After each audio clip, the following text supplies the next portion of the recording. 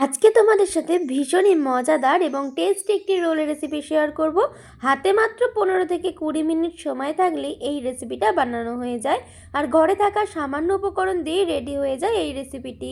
সবার প্রথমে একটা বাটির মধ্যে কর্নফ্লাওয়ার, সামান্য একটু লবণ আর জল দিয়ে একটা ব্যাটার তৈরি করে রেখে দিতে হবে।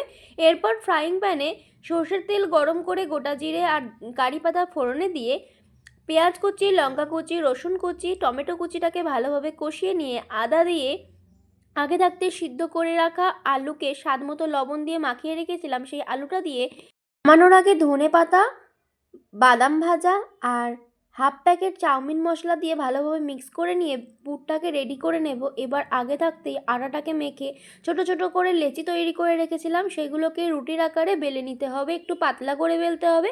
তারপরে পুরটাকে দিয়ে আমি যেভাবে মুড়ে নিলাম ঠিক সেইভাবেই মুড়ে নিতে হবে। এরপরে তেলকে গরম করে তেলের মধ্যে ভালোভাবে লাল লাল করে ভেজে নিলে রেডি হয়ে যাবে আলু দিয়ে তৈরি ভীষণই মজাদার এই রোল রেসিপিটি। কেমন লাগলো রেসিপিটি অবশ্যই কমেন্ট করে জানাতে ভুলবে না। বাড়িতে গেস্ট আসুক অথবা ঝটপট বানিয়ে খেতে যদি কিছু ইচ্ছা করে তাহলে এই রেসিপিটা একদম পারফেক্ট। আর তাহলে এখানেই শেষ করি।